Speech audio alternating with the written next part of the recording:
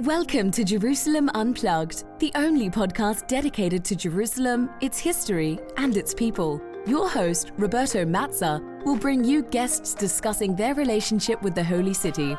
A journey through history, society, feelings, and hopes for the future.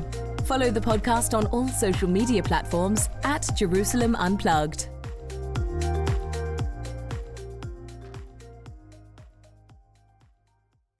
Welcome to Jerusalem Unplugged, the podcast dedicated to Jerusalem, its history, and its people. I'm your host, Roberto Mazza, and today is with great pleasure that my guest is Professor Julia Shatz.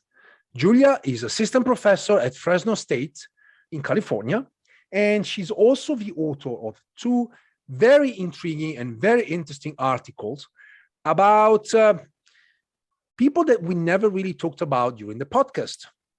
Nurses, so A Politics of Care, Local Nurses in Mandate Palestine, published by IJMES in 2018, and also a chapter, Governing Jerusalem Children, Revealing Invisible Inhabitants. And we will certainly make these invisible inhabitants the very heart of this podcast today. But first of all, Julia, welcome. Thank you so much for having me.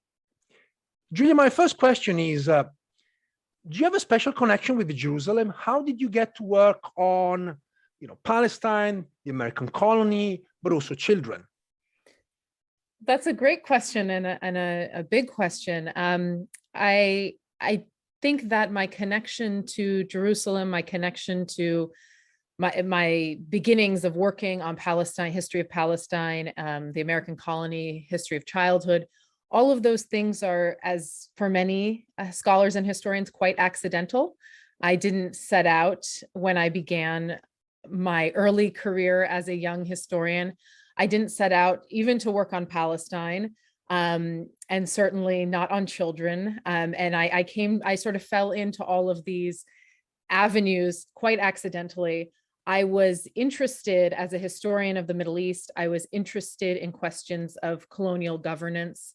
I was interested in questions of public health, of social welfare.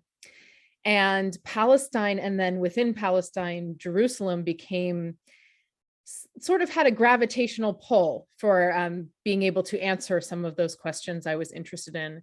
And Jerusalem, especially, and my work, I don't think of myself as a historian of Jerusalem. My work covers many different areas of Palestine, but Jerusalem features fairly prominently. One of the large issues or concerns I'm interested in is the interplay between very local forms of governance and global forms of governance. And Jerusalem, in the period that I tend to focus on, the Mandate period, late Ottoman and slightly after 48 as well, Jerusalem was just such an incredibly global and transnational space. So it's natural almost to fall into Jerusalem when looking at these questions. And I sort of naturally and accidentally fell into Jerusalem. But it wasn't something I set out to do in any way.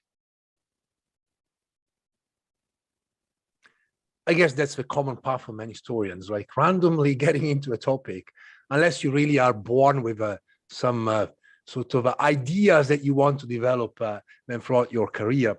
I'm curious about something, because in your article, you talk about the politics of care. And when we think about politics of care, I fall into, the question of control. And maybe it's like my old reading of Foucault, the question of the hospital and these kind of institutions. But I think here it's rather different. And it's really about caring about individuals. So I was wondering if you can give us a sense of what do you mean by politics of care and how this concept played out in mandatory Palestine. Yeah, so the politics of care, which was the title of my article, as you said, that was published in IJMES, it's not a phrase that I invented, and I really borrowed it from scholars that look at this issue of humanitarian governance. So how do we understand the way that people are governed, not necessarily solely through disciplinary functions or disciplinary institutions, but also through humanitarianism, And for so many people, especially in spaces where there is an absence of a formalized political state, it is humanitarian initiatives, organizations, and networks that end up being the primary mode of governance of daily life.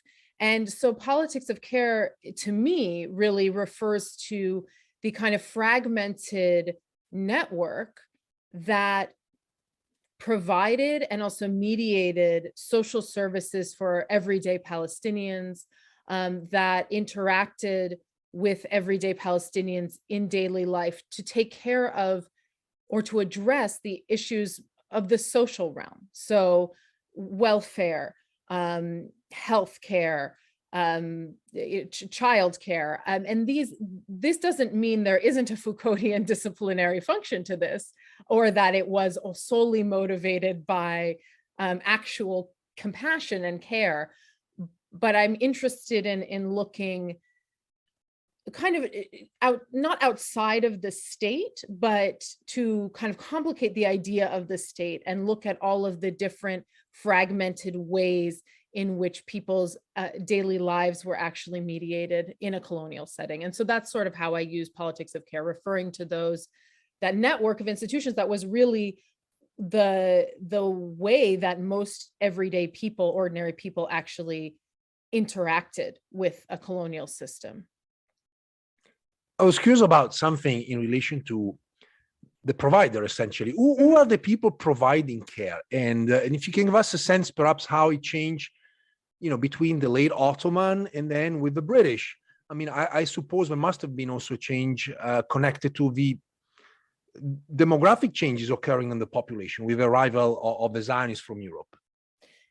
Yes. So this is one of the things that there was a change, absolutely. And this is one of the things, though, that where my research as it developed took twists and turns that I didn't expect. So I thought I was going into this project about looking at the humanitarian governance or the social welfare in Mandate Palestine. I thought I was going to be telling a British colonial story and then a local Palestinian story.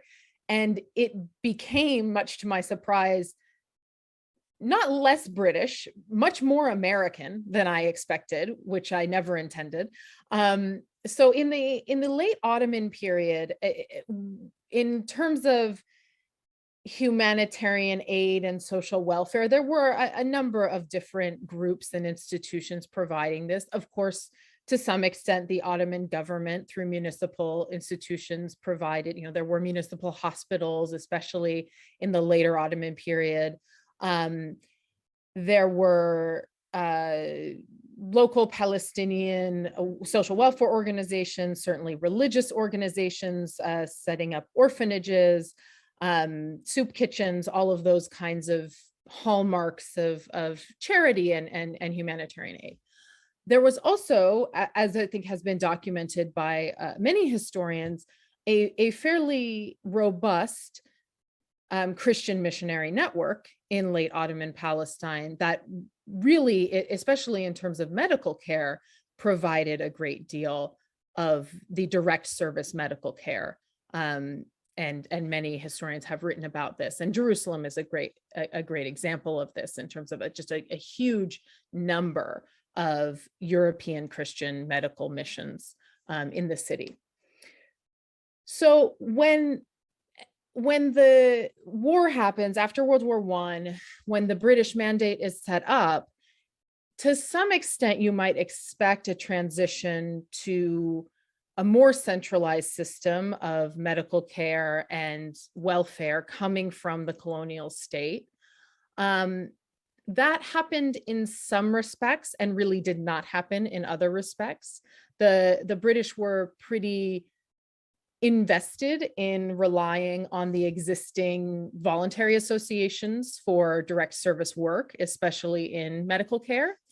That they ran into challenges with that because after the war, a lot of those institutions were in complete dire straits financially and actually couldn't sort of fund themselves. So the Mandate government did step in with a lot of funding to sort of prop up those institutions. And then you had the introduction of newer sort of voluntary associations, or what we would now call non-governmental organizations on the scene. Yes, the Zionist organizations would be one, you know, and so for in my work on nurses, for example, or on in the medical system, Hadassah would be a huge organization that began providing a lot of kind of direct service medical care, also child welfare programs.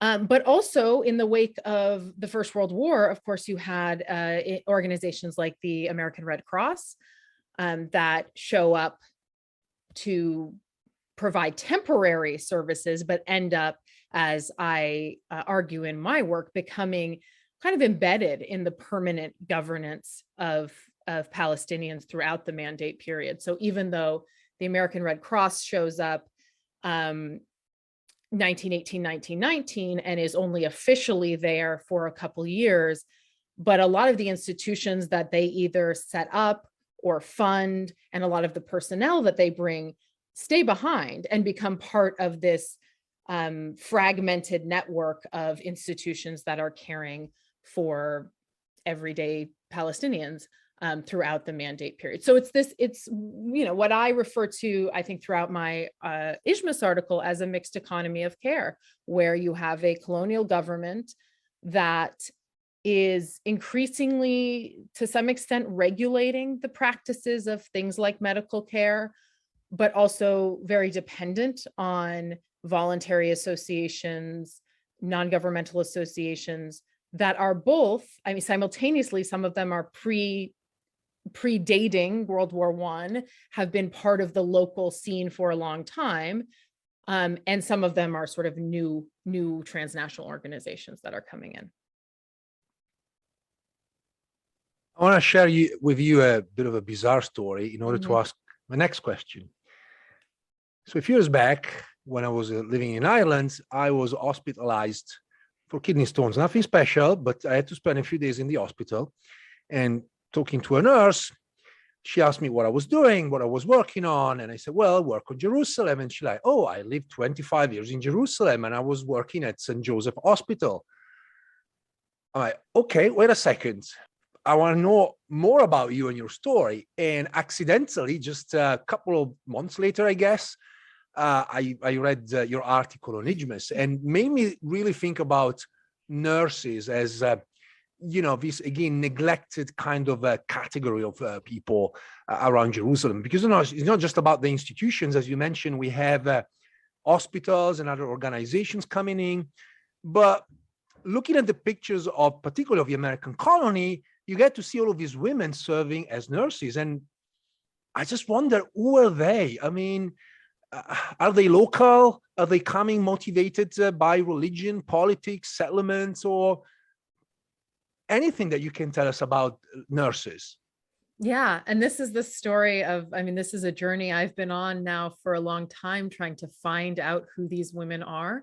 And if we're talking about sort of revealing the invisible inhabitants of Jerusalem or Palestine more generally, this is where that process gets really fun and also really frustrating, because these nurses came to me first in the archives just as random names in files. I was looking at infant welfare clinics. I wasn't thinking about the women who were taking care of the babies. I was trying to think about what these institutions were, these infant welfare clinics.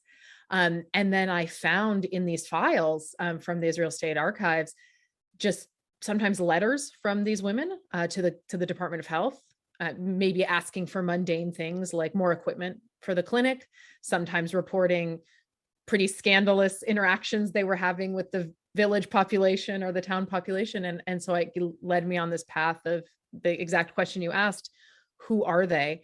And some women I've been able to track better than others. Sometimes they come into the archive and disappear. I would say it's a mix of all of the things you mentioned. So some of them are local. Some of the women who became nurses in Palestine in this period, you know, were coming out of, a lot of them were coming out of missionary schools. and then were funneled into nursing as a profession, especially supported by missions. Some of them were from within Palestine, but not necessarily local to the place where they trained or worked. So that was one thing I discovered in researching my article, was how mobile some of these women were and how much they were, they would train at one place. So you might train at the government hospital in Jerusalem, because to be a nurse, you had to have 3 years of training to be certified. And then you might be placed in a village clinic, but then you might transfer to the government hospital in Haifa at some point, because the government hospital work was higher paid. And I have some examples in the article, and then also in other research I've done of these nurses who are really traversing Palestine professionally, at least for a number of years. And I thought that was such a interesting and unseen story about women as workers, about women's lives being sort of mobile professionals that were moving from place to place for their work. Some women were coming from outside of Palestine, certainly. So among the nurses in Palestine in the Mandate period, you had Palestinian women, you had British women coming in through the British nursing services. The British women ended up were supervising nurses in the hospitals. So they were coming, I'm sure, for professional reasons, also probably for some sense of adventure. And you had women coming, some small amount of nurses, at least they were trying to recruit nurses from the region, but outside of Palestine. So the nearest, prior to the development of nurse training institutions in Palestine in the 1920s, the nearest sort of major nurse training school was the Syrian Protestant College in Beirut. And so early on, there were clinics and hospitals that were trying to get nurses from Beirut. And so you had a little bit of that, a little bit of people coming into Palestine from the region. But mostly they were Palestinian women or British women. And of course, there were lots of Jewish women who were training at Hadassah or at the government training schools. You had a very large contingent of Jewish nurses as well, but they were mostly, local to Palestine at that point. I was wondering about sort of their role in society. I mean, we said that they're invisible to an extent, but they're also very important because obviously they care about their patients, whether children, men or women or elderly. And I was also wondering about the question of the segregation. I mean, the religious segregation that followed the arrival of the British. Yeah. Is there a sense that at some point communities are divided also in terms of like nursing, like taking care of their sick?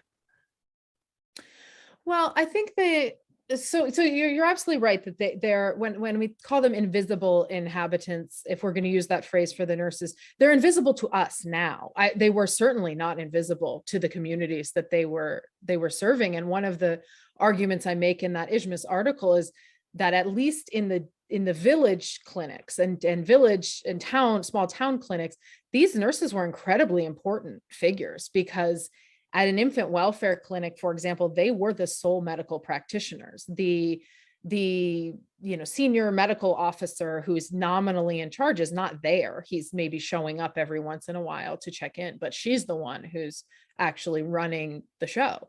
And that made her very important in the community. And sometimes it made her a flashpoint for the grievances of the community. So some of the relationships that I track through these files are not friendly. I mean, sometimes the nurse is as clashing with the community, and sometimes she's acting as a real advocate for them.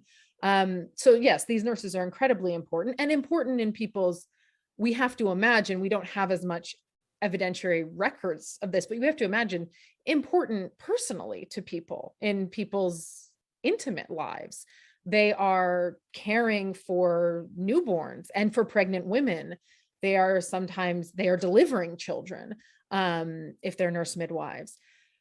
They are caring for the sick. So these are incredibly intimate figures in people's lives. And one of the things I'm always so interested in is how they can be both, people who are very intimate, this intimate form of care and governance and also there are these political figures that are interfacing with this colonial system.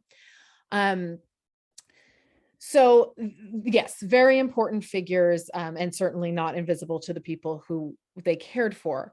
In terms of segregation, there's such an interesting tension that I think is unsurprising to people who study this period, between the rhetoric of nurse training and the provision of healthcare and infant care especially, and then the sort of structural reality of how it played out. So as I said, the Hadassah Nurse Training School, it was opened in 1918. It became very powerful and a place that trained a lot of nurses, and pretty quickly was a fairly robust training school. Hadassah's own rhetoric about what it was doing and its mission was quite progressivist, and it was about providing care broadly to Palestine in a very, for the time, a very sort of patronizing, colonial, civilizing mission way, bringing light to the dark, sick place. But it was nominally talking about providing care to everybody. And at Hadassah infant welfare clinics in Jerusalem, they certainly saw not just Jewish patients, they saw Muslim and Christian Arab patients as well, although in much smaller numbers. And Hadassah collaborated quite directly with infant welfare clinics and committees that were setting up infant care for Palestinian Arab populations. So there was a lot of cross collaboration. Medical personnel were sent back and forth. Nurses for instance, an infant welfare center in Ramallah that was opened in the mid-1920s.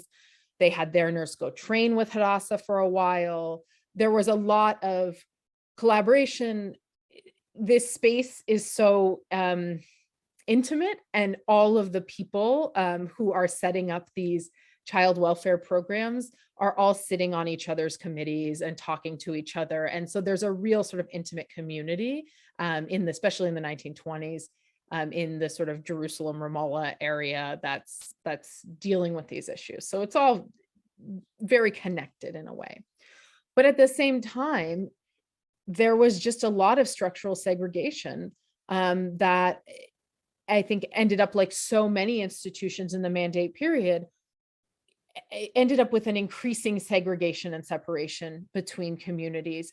And you can see that in the numbers. I have numbers of who's visiting Hadassah infant welfare clinics, and the percentage of non-Jewish patients from the early 1920s to the mid-1930s just plummets. And part of that is because you have increasing alternative institutional options. So you have in Palestinian Arab communities more and more institutions being set up for these services. But part of that is also just the increasing segregation between the communities. So one of the issues Hadassah faced, they nominally were open to train any nurse, but you had to speak Hebrew to attend. They were going to do all the classes in Hebrew. They were using a Hebrew, well, they wanted to teach everything in Hebrew. Their problem at the beginning was there were no nurse educational materials written in Hebrew, and none of their Jewish trainees spoke Hebrew at the very beginning. So that was a problem they faced.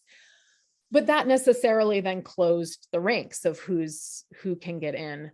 And similarly, really, for the Muslim and Christian nurses, the nursing corps in Mandate Palestine was very much dominated by Christian women. There were very few Muslim nurses. The government was always concerned about this. And there have been a lot of explanations given. And the one that's most kind of convincing to me is the structural explanation, which is you needed to have, to enter nurse training, you needed to have primary education. A lot of that was going through the Christian missions. And then there was this funneling of women from the missionary schools into missionary medical mission training. So I think that sort of institutional segregation was sort of intentional and unintentional, but it did lead to kind of increasing separation over the 1920s and 30s. I was wondering, and I guess this is like two questions in one, Mm-hmm. to what extent nurses had some sort of a political agency? And on the other hand, to what extent then political organizations politicized nurses as individuals and their profession? Yeah, this is a great question, and something I wrestle with. I think nurses, I certainly see them in my research demonstrating a lot of professional agency, advocating for themselves, advocating for their professional rights. And they were political figures. I mean, they were on the one hand, they were absolutely representatives of the colonial government. They were employed by the Department of Health and representing that system within these in these communities. And on the other hand, I think they often were felt outside of the official system. They were politicized for sure by the communities that they served. At least the ones, I will say, let me put the caveat that I'm talking here about nurses who served in district nursing. Nurses who served in government hospitals, I've done less research on. I hope to do more. And they're in a slightly different position. They're more formally within the kind of hierarchy of government employment, and they're in more urban areas. But for district nurses who are serving in towns and villages, they became politicized figures, especially for the local political leadership, whether that was municipal councils or leaders of voluntary associations that had opened these clinics. And so there would be fights between, or arguments being made by, the municipal council of a certain town to the government about either we need a different nurse or we need a nurse because you took ours away. And what those fights were really about were about using these infant welfare clinics to demand funding and services from the government. And we know that in Palestine, at this time, the colonial government was quite reluctant to spend money on direct services. And we also know that, there were not that many avenues open for kind of political petitioning. I mean, there was no legislature. There's there's a lot of political representation was being denied. And so I found these nurses and the clinics they are working at became conduits and avenues where people could make the argument to the government to demand services, to demand money, and demand care. And so that was really interesting to me, that they do become kind of a flashpoint between local communities and the colonial government. I want to move to talk about the other part of your work, about children, essentially. But I want to first remind the listeners that you have a chapter published in this edited book, Ordinary Jerusalem, 1840-1940, which is available because it's open access. So that's an easy find for whoever is interested in this particular topic. So you're talking about children. And again, you use this, and I really love this, revealing invisible inhabitants idea. But you also focus on the American colony. And given that we had as a guest here on the podcast, Rachel Lev, who used to be, and hopefully will still be, later in charge of the archives of the American colony, and also Abigail Jacobson, who worked on the welfare that the American colony provided to the inhabitants of Jerusalem during World War I, I was wondering, how did you come across the American colony, and what did you find in the American colony that helped your work? Yeah, it's a great question. So I also came across the American colony somewhat accidentally. I knew about the American colony Of course, I knew about it as a hotel, and then I knew vaguely about the colony's history. I had come across, prior to actually going to the archives in Jerusalem, I had come across some of the material they had donated to the Library of Congress, and specifically an incredible resource that I know a couple historians have used, which is an intake register of an orphanage that they ran in the wake of World War I, the Christian Herald Orphanage. And what struck me when I saw that source, just the digitized source on the Library of Congress's website, is it's very, very rare when you work on history of childhood and children. They usually are invisible. They are invisible in the archival record. Children, I tell my students all the time, be very careful before you start working on children, because it's very difficult to find them. And this source not only had children by name, it had photographs of them. And it was so striking because it's so rare that those of us who work on children actually get to see the children that we're talking about. We rarely get to know their names. And so this was such a kind of arresting image when I first saw it. And then I was in Jerusalem to do my doctoral dissertation work. And I can't remember, I was trying to recall just earlier today how I found out about the American Colony Archive, but I literally stumbled across it somehow. It was just opening. I mean, they were just in the process of trying to open it. And I thought, well, I have to go. I know the American Colony, because of this orphanage, was involved in welfare work and social welfare work. I'm here. I should go figure out what's going on. And I think I called the hotel. I think I called the front desk and asked to talk to Rachel. I think I had her name, and I called the front desk and I said, can you help me? And they put me in touch with her, and I ended up spending a great deal of time there with her. They were in the process of processing a lot of the material. And so I helped do that. I helped go through and process some of the stuff that I was interested in, some of the committee records of the American Colony Aid Association, things that the Spafford Children's Hospital, different pieces of their work that I was interested in. And I was trying to be also helpful to the archive as it was getting off the ground. On a personal level, it was also a real kind of refuge for me. Both because I think doing research is a very lonely process. And I was very alone in Jerusalem at that time. And so to get to go there and work with Rachel and have some space that was welcoming and friendly was wonderful. I was also, this was the years that I was doing the bulk of this research was 2014 and 2015. It was a very difficult time in Jerusalem. It was a very painful place to be. And it was, so I really think of that space as for a personal kind of respite.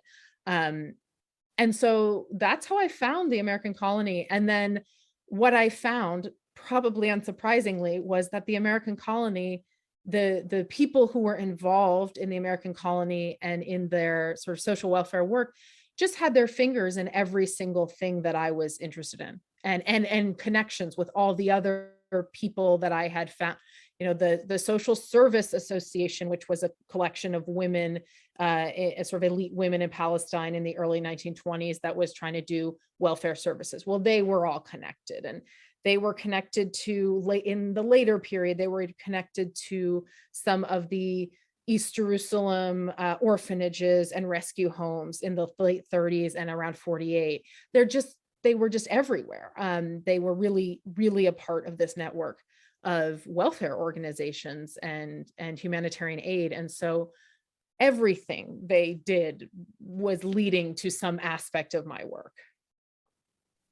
One interesting thing that I remember Rachel Lev mentioned was that it is true that the American colony certainly originated in America with also a Swedish component, but by the beginning of the 20th century, they were rooted in the city. And as you mentioned, you can find traces of their work up until the 1930s, when essentially the work of the colony kind of faded away. But they are in every institution, whether it's about welfare, trade, business, photography, obviously, and their presence is felt throughout the city. And I think like as much as their agency faded away, also their history, and it's good to have people bringing it back because, well, the hotel obviously is very important. It hosted a number of diplomatic talks between various actors, but the American colony as a Jerusalemite institution somehow disappeared, and I think it's important to bring it back. Yeah, I would also say that I think it's a really good example of the challenges in drawing the boundaries, probably anywhere, certainly in Palestine and Jerusalem, between like what is local and what is foreign. And that's not to say we should absent any ideas of power or colonial power, and we can read the American colony as having sort of colonizing power and all of that. And certainly anytime we talk about welfare, child welfare or social welfare, there's a colonial aspect there. But, you know, yes, they're American and they were connected to Americans, even though they, in their own rhetoric, were saying, well, we're not like these other missions because we're not a mission, we're not evangelizing. And yet, of course, they had a huge financial investment in the United States. They had a lot of powerful connections in the United States, political connections. But at the same time, yeah, they're a part of this local network and this local landscape. And so I think it's, you know, becomes not very useful at a certain point to draw the lines of local and foreign as, you know, Arab versus American, or, you know, that those are important boundaries in many respects. But I think looking at Jerusalem as a city that has so many different forms of kind of locality is also can be a more useful process. Well, the American colony, as you mentioned, obviously operating in different industries, including welfare and care for children. And there is one thing that I never covered in the podcast, and that is the children of Jerusalem. So I was wondering if you can give us a sense, obviously historically in the period that you cover, who are the children of Jerusalem and where are they placed in, you know, in the local society, also large in Palestine? Are there any ways in which we can, you know, sort of figure out what they've been doing? Are there any avenues for them to, you know, go to a playground and interact with each other other than the school environment? Yes. So this is again, keep talking about these invisible inhabitants. And as I said, children are very challenging to find historically. They aren't full people legally, so they don't appear in many ways. And one of the challenges of doing work on child welfare and history of childhood is to some extent, I'm necessarily replicating what my subjects did, which is making these children objects, right? They're just objects of care. And I don't want to do that. I also want to make them subjects in their own right, but it's challenging to find them. So the children of Jerusalem and the children of Palestine were, you know, they were lots of different people. And we see them, yes, in the school environment. But we also can see them through these welfare initiatives. Now, the children that you see when you're looking at child welfare are usually poorer children and more marginalized children, because that's who these welfare organizations will target. So those are the children that I work in and around, you know, on and around mostly. Poor children are children who are seen to be by social welfare organizations or by the state seen to be potentially problems. So a lot of there's a real interesting tension in child welfare in this period, which is on the one hand, it's about redemption and rescue and this idea of children as the future, and that we need to develop them to be, you know, the good, upstanding, moral future. And on the other hand, embedded in that is a fear that they could also be a threat, that if you don't do that correctly, your facing a threatening population. So for boys, the fear would be delinquency and criminality and violence. And for girls, the fear would be sexual immorality and prostitution. And those threads are very, very omnipresent in the work the American Colony did and other organizations. So it's both about the innocence of children and needing to care for them because they're all of our responsibility, and this fear of what happens if we don't care for them and what kind of dangerous subjects they could become. And that, of course, is very inflected with ideas of race and religion and class. So in terms of the spaces that they occupied, it's interesting that you brought up the question of playgrounds, because that is a particular space, and the American Colony did have a playground and playground committee. And that's actually, in terms of future projects, something I'm thinking about, which is the kind of role of play and child's play in Mandate Palestine, because it is a big thread in child welfare, the sort of the idea of needing to give children social spaces, whether that's a playground, whether that's organizations like scouting, whether that's sports. So these are all things that were happening in Palestine, big sort of scouting organizations. Playgrounds were seen as spaces that could really could divert some of the more dangerous tendencies of childhood, that if you give them a productive space to play, that you're going to make productive subjects. Playgrounds also became fraught spaces. So the American Colony's playground, in the late 30s, they had to shut it down because there was so much concerns during the Great Revolt that about clashing and violence, because their playground, they were making it an intercommunal space. So it was for Muslim, Christian, and Jewish children. And then they had to shut it down at various points, or there were concerns about the tensions sort of coming out in between children in these spaces of play.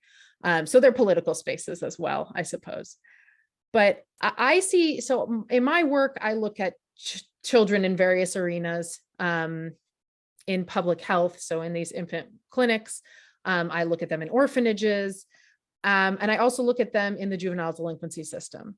And that's a space where you actually really do see children on a more granular individual level. I was interested in, in your work, and if you found any interesting story that you may want to share with us about some of the children, whether in Jerusalem or large in Palestine.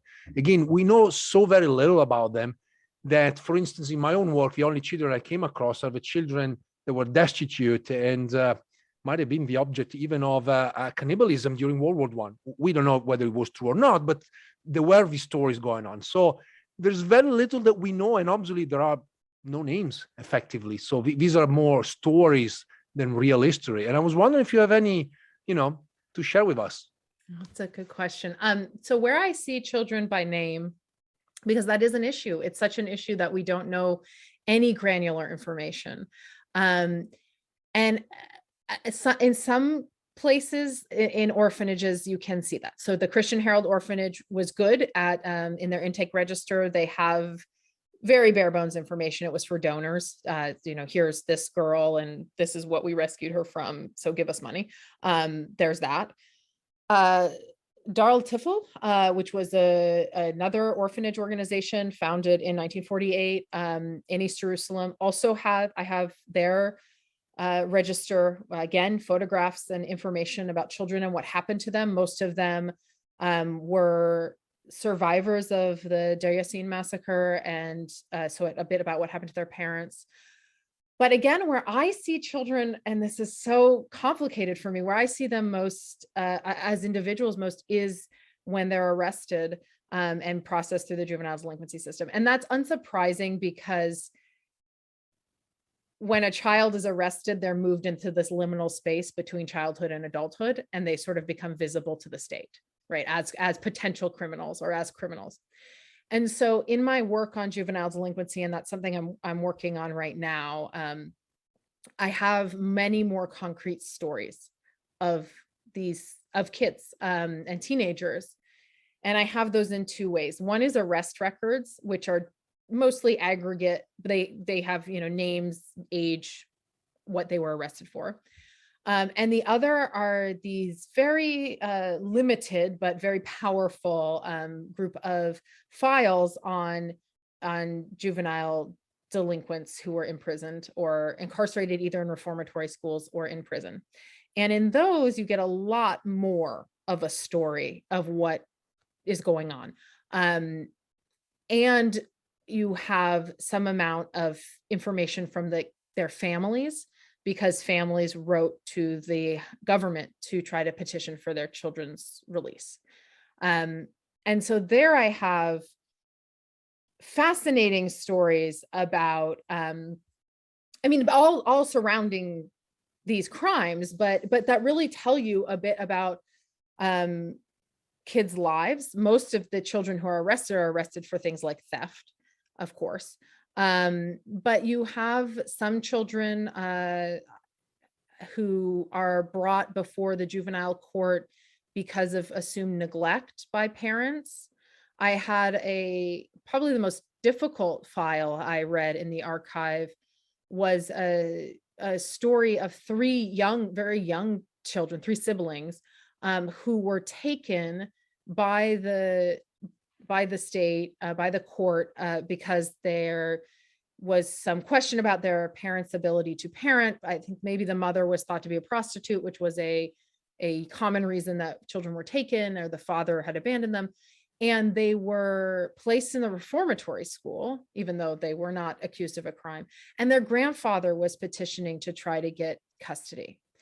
And the children had, two girls had maybe they were sent to a Christian orphanage at one point, and the family was Muslim, and the grandfather was trying to get them back. And then he was focusing on the grandson, who was quite little. It was a really heartbreaking story. Of this grandfather trying to argue for his ability to take care of his grandchildren. But those stories, they're not uplifting stories in the juvenile delinquency records, but that's where I see, people's lives actually coming out.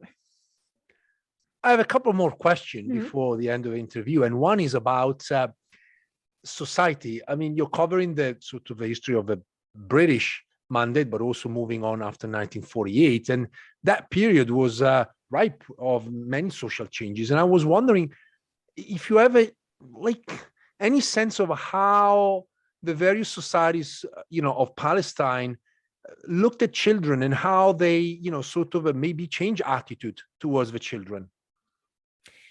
Yes. So this is a time of incredible change, I think, in how children were viewed globally. So one of the reasons that my time period is located where it is that this is a moment after World War I, especially, where there's this real global discourse about children in a new way. The idea of children as the future, that's not necessarily new, but it becomes very, very prominent and very internationalized. So this sense that, children are all of our futures, and they get kind of dislocated from their families, right? We all have to take care of children, and that might supersede a family's claim to their child or a local community's claim to their child, because they belong to all of us, and we all have an obligation to make sure they're being raised correctly. In Palestine, I definitely see this discourse coming in the 20s and 30s, a lot around another project another piece of this project that I'm working on right now, which is discussions of infant feeding and how to care for babies through, feeding practices, which was a big concern of a lot of people in Palestine after World War I, because infant mortality rates were very high after the war. And so I see a lot of discussion in newspapers, among medical sort of professionals, among community leaders, about the idea of we need to learn how to take care of our children in in a way that will encourage them to grow up and be part of the modern future. Which is, again, this is a common story in the mid-20th century, kind of writ large. But there is this big emphasis on that. And I think a lot of the assumptions would be that we're talking about children as a piece of the nationalist future, which is true. That is a part of it. But what I found is really a discussion of children as the future in a much broader sense. That might be nationalist, but it might also be community oriented, and it might be about the future of your family. But there is this big emphasis on that.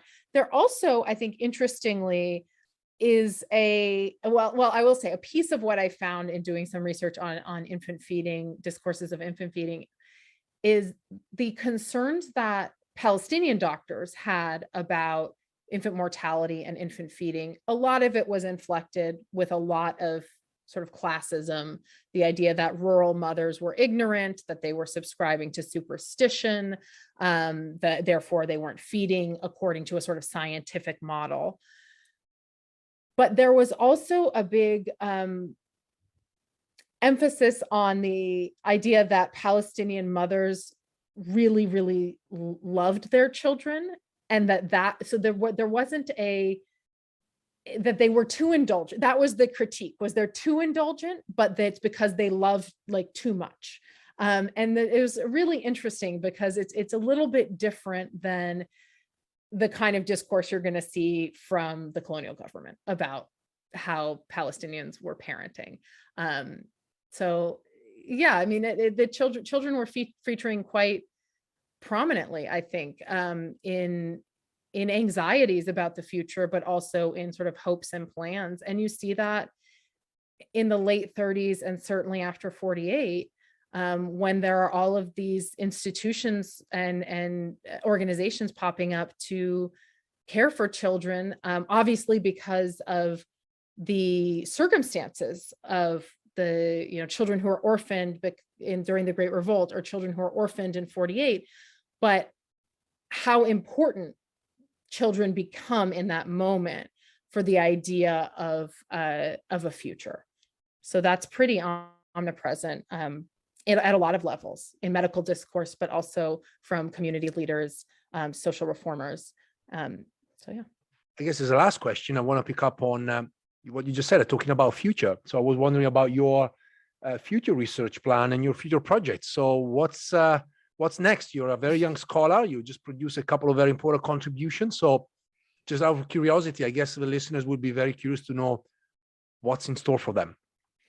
Yes, that's a great question. So I certainly have a book project coming out of my doctoral dissertation, which looks at a lot of these things that I've talked about, but more comprehensively. So that's on the horizon. I can't promise how soon on the horizon. As for everyone, life has become a little bit more complicated in the last couple of years than I expected. More specifically, I am currently working on other article manuscripts that are pieces of this work. So a piece on this juvenile delinquency question and the role of families in sort of advocating for their children, and a project on, as I was just talking about, sort of discourses of infant feeding, which is really talking about the intersection of ideas of scientific child rearing, but also multinational corporations and the sort of spread of corporate advertising in Palestine, and how that influenced kind of ideas about feeding children and raising them. This was Professor Julia Shatz. Julia is currently assistant professor at Fresno State and the author of The Politics of Care, Local Nurses in Mandate Palestine, published by IJMES, and of Governing Jerusalem Children, Revealing Invisible Inhabitants, which was published in Ordinary Jerusalem, 1840-1940, which was an edited work published by Dalakhanis and Vincent Lemire, and is available online as it is an open access publication. Julia, thank you so much. Thank you. Thanks for listening. If you enjoyed this episode and you'd like to support the podcast, please share it with others on social media or leave a rating and review. To catch all the latest, follow us on Instagram, Twitter, and Facebook @Jerusalem Unplugged. Thanks, and I'll see you next time.